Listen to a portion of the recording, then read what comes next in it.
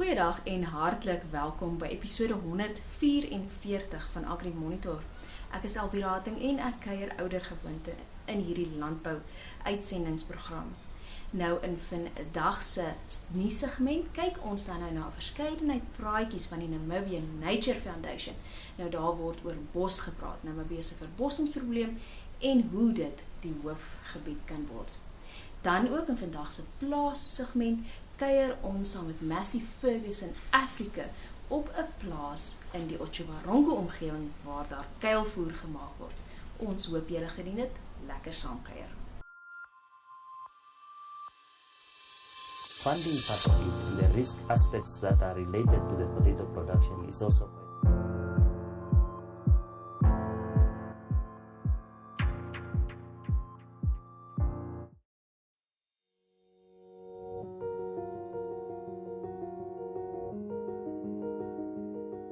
I'm Jerome Boyce. I'm the Chief Forester at the National Botanical Research Institute under the Director of Forestry within the Ministry of Environment, Forestry and Tourism.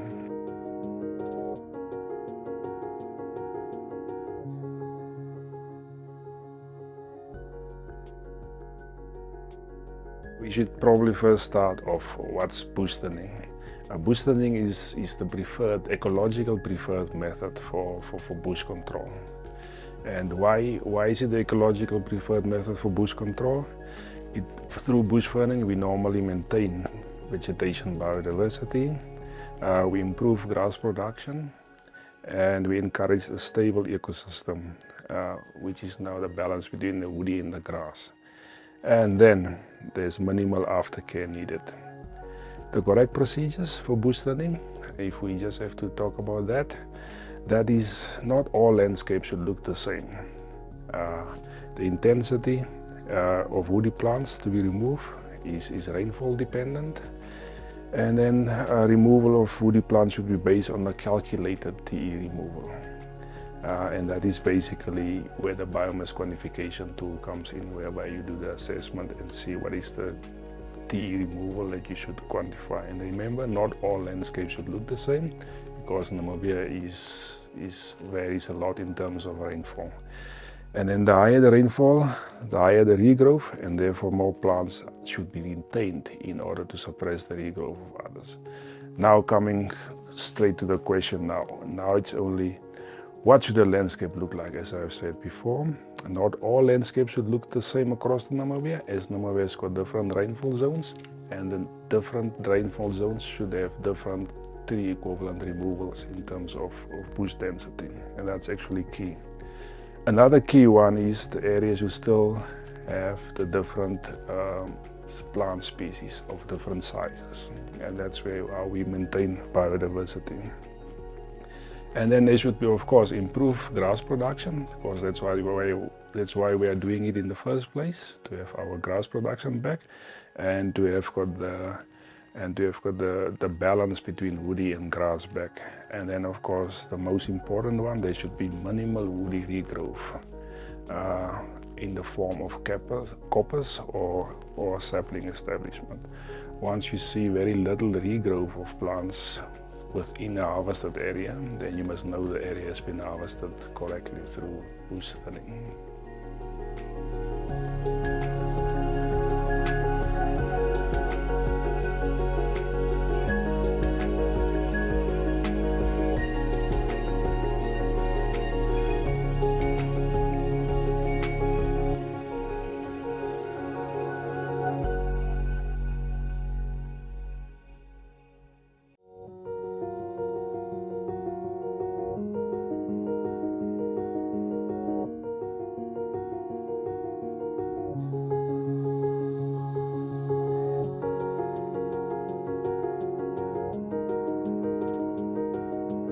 The BCBU have used quite a few organizations to assist them in quantifying biomass. One of the most significant components at this stage is in connection with the Department of Forestry, Dr. Jerome Boyce, who's actually developed a Excel biomass quantification tool using a Beckful ecological quantification method. which quantifies the level of encroachment as well as the levels of harvesting that can occur on a specific piece of rangeland. Furthermore, there are standards such as the Forest Stewardship Council, FSC, which is quite a buzzword in Namibia at the moment. Under FSC, there's actually a standard written specifically for Namibia, for the Republic of Namibia, and this standard dictates that biomass quantification needs to be monitored in a scientific methodology, which the BCBU have aided in obtaining, as well as monitoring impacts through scientific methodology and monitoring procedures, which is a voluntary standard, however is being required by various markets and thereby becoming a standard that needs to be implemented throughout the country.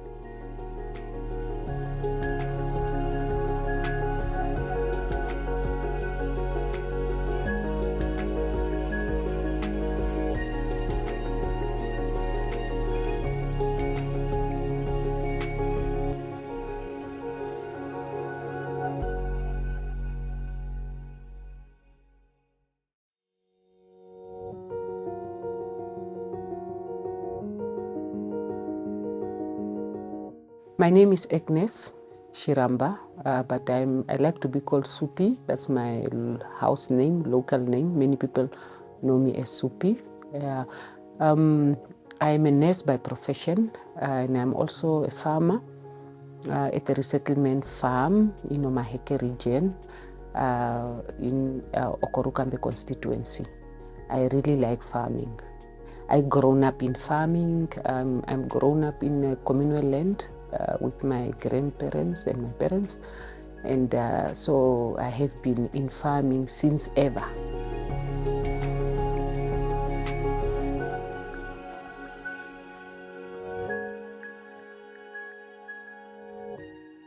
Bush thinning, especially in Omaheke region, I will speak on behalf of Omaheke region because I'm from there. Bush encroachment is the biggest problem, which make the grazing to shrink.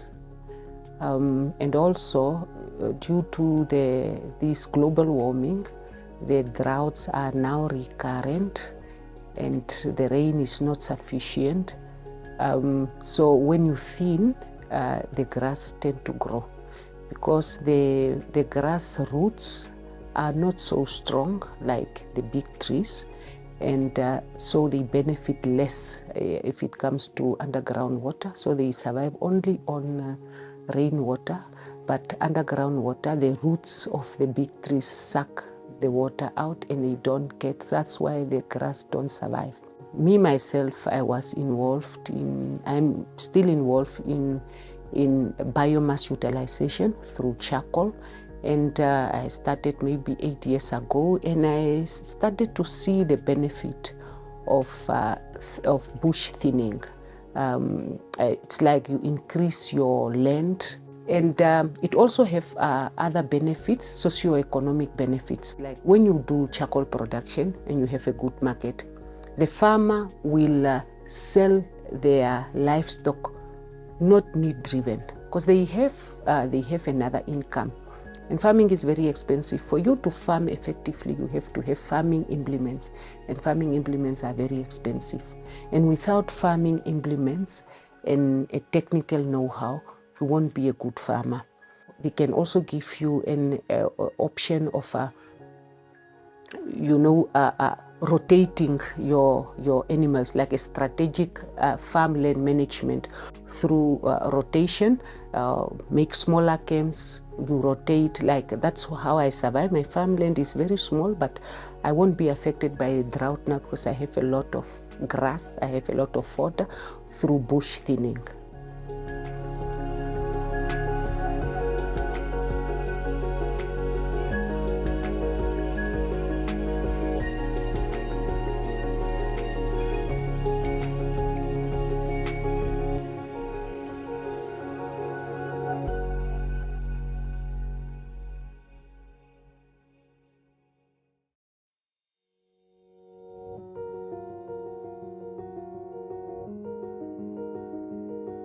I'm John Pallett. I work as an environmental consultant for the Southern African Institute for Environmental Assessment, SAIEA, and for a small environmental company called Resilient Environmental Solutions.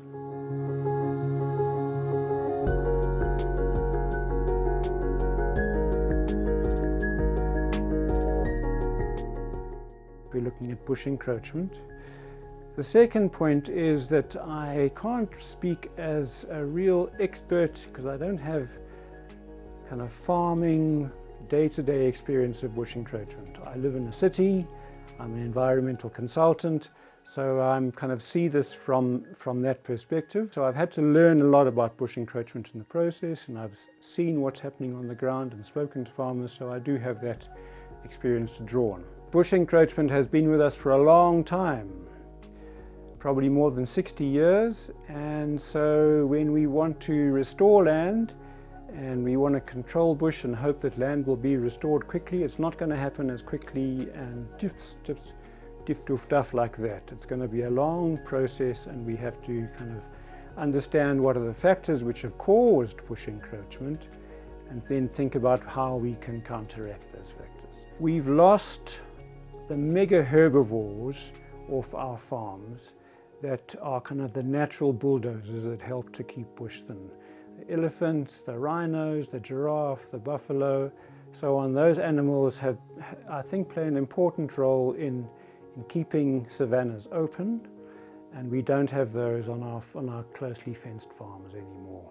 We've got a problem of overgrazing, and many farmers graze properly with allowing the veld to rest, but many farmers are also pushed to overgraze because they need to maximize profits. That, I think, is a really strong predisposing factor to bush encroachment. But farmers must realize that they are really looking after the grassland and the soil more than the cattle.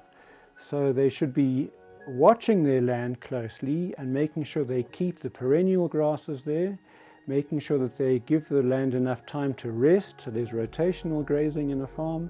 You can do that by switching off water points and keeping certain ones open, so you rotate the level of grazing you have on your land. You've got to maintain as much perennial grass as you can, because that gives the best fodder. And the farmer should be aware of what grasses are most nutritious, and try and watch for those that as soon as those are being eradicated by heavy grazing, and the grazers should be removed. And a factor that is more and more in our faces is increasing carbon in the atmosphere.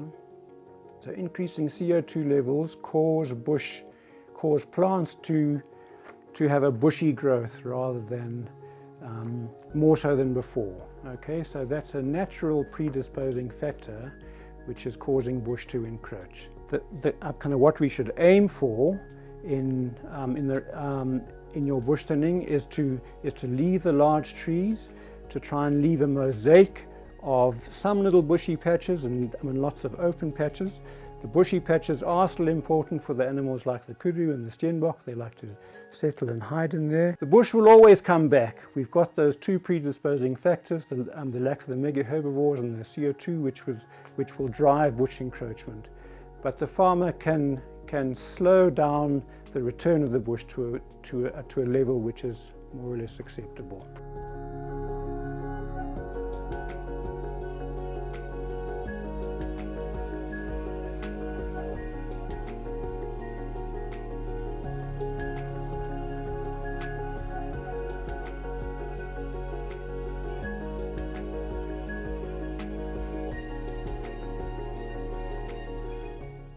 Did you know you can buy a new or second-hand vehicle, such as light delivery vans, trailers, small trucks and tractors for agricultural use? The repayment period for these vehicles ranges between 5 and 10 years. Contact your nearest Agribank branch or visit our website at www.agribank.com.na for more information about this loan product. You can also visit us on Twitter, Facebook, Instagram, LinkedIn and YouTube.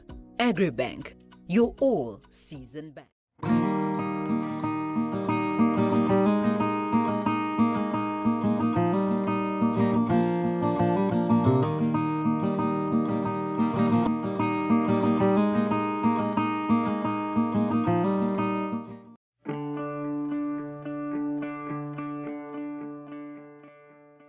John is the inspiration to be this whole farm. I'm a farmer kid. I come from a farming background. My dad used to farm, but that was with cattle and sheep and just the normal Namibian farm setup. And John started with planting a tomato plant here and a strawberry, and he was always, we've got a saying in Germany, he had green fingers. So whenever he planted something, it would come up, and he started enjoying. And then after school, he had to make choices, and he wanted to become a vet. And he did his homework, and then he came and he said no, he doesn't want to become a vet anymore. He wants to do agriculture. I said to him, well, tell me more about it. I had no cooking clue about agriculture, nothing, zero, zilch. And John was an inspiration, and that was his passion. And I'm just supporting him in his passion, and that's how we all got involved.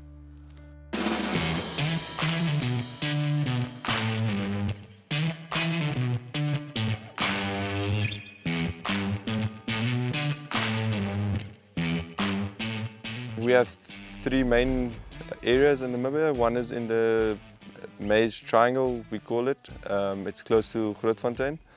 It's up north. And then we have an area close to Otavi, where most of the irrigation is done. And then we have an area close to Otjiwarongo, where there's some irrigation and some dryland cropping. Well, it all started off we actually had a much smaller vision than we have at the moment, and a much smaller idea of what we actually wanted to do. And it all started off by we wanted to have a hay production and make some hay bales. My name is Christian Schmidt and I am with Fermentum Farming CC. I am one of the managers with my brother John. I think he's one of the biggest influences towards me, my dad and the whole project. He really inspired us and he gave us the drive to do everything and to start farming and really get a love for it. And it actually grew much faster through the help of my brother and my father, of course. So now we have some nice visions for the future and big dreams that we want to fulfill. Biggest attraction to agriculture is that you put something into the ground, a small seed, and it has so much potential to grow and flourish if you look after it and if you take care of it. Any business can be like a seed that you plant. If you take care of the business, of the company, it can flourish and it can become productive in the future. So that was one of the biggest attractions to agriculture. Everywhere where you walk into a Massey building or a Massey company or agent, they treat you like people and they treat you like a family. And that was one of the key points that attracted us to Massey Ferguson. You know, you walked in that business and you were immediately welcomed.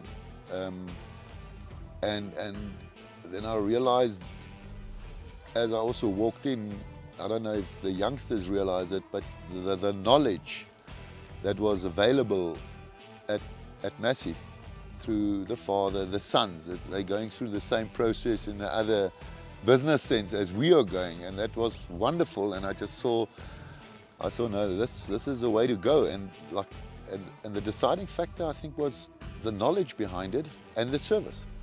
One of the key points of the Global Series is the user-friendly systems they have built in. So the technology and the user-friendliness about the entire tractor helps us with daily activities. So it just makes our work as operators much easier and much more efficient so that the company can be much more profitable.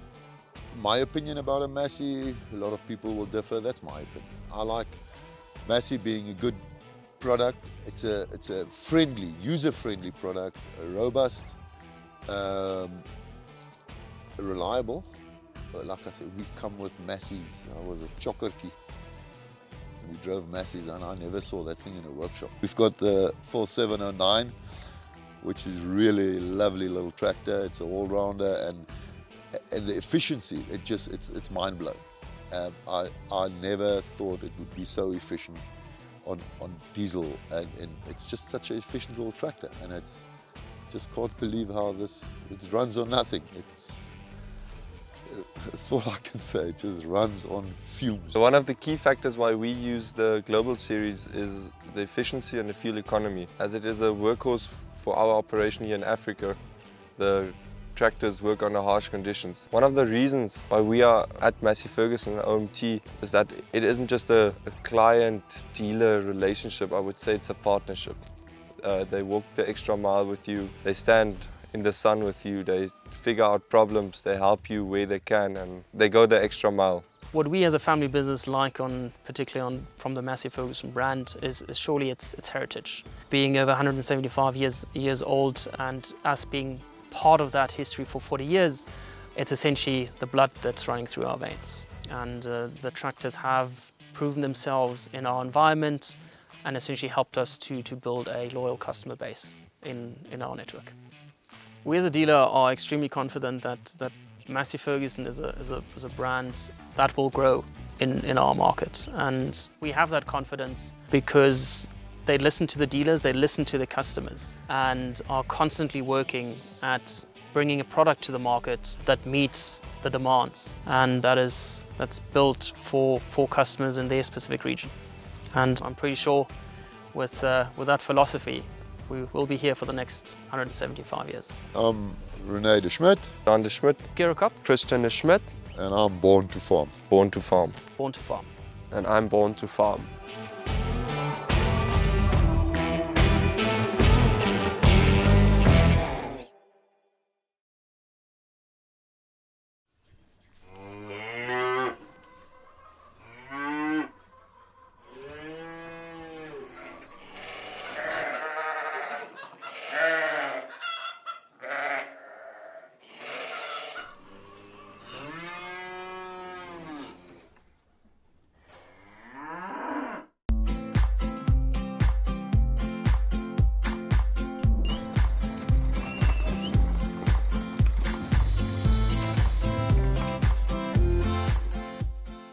Veilings dan nou vir die komende week. Op 21 November het Agra veilings op Mariental en Rielbot, Karoo Oes, veiling op Onderhoude en die NLA 'n veiling op Monica.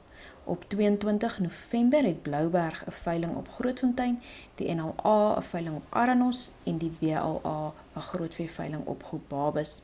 Op 23 November het Agra veilings op Otjiwarongo en Aroap en die WLA 'n grootvee veiling in Windhoek.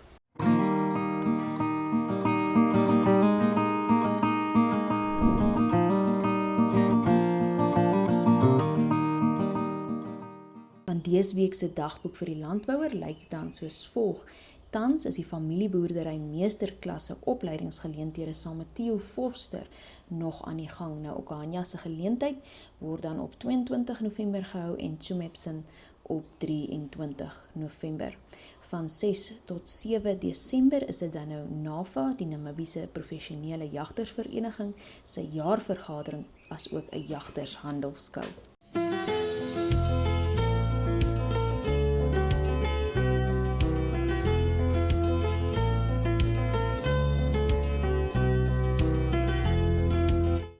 Vleispryse vir die week van 20 November, slagpryse wat dan onveranderd is teenoor die vorige weke. Terwille van tyd gaan ons dit dan nou nie oor nie. Veilingpryse wat dan nou ietwat versterk het. Tollies $32.47, verse $28.17, stoorosse $28.04, stoorverse $25.96, slagosse $29.14, slagverse $27.12. Koeie maar tot en met vet per kilogram $19.06 tot en met $29.44. Slagbulle $25.26 per kilogram. Koeie met kalwers 10.443 vir 'n koei met haar kalf. Skape dan nou dorpers $30.91 gemiddeld, vetsterte $31.57 en bokke per kop 1.390.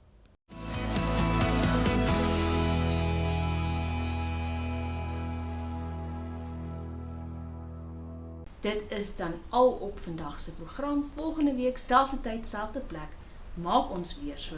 Mooi loop, tot dan.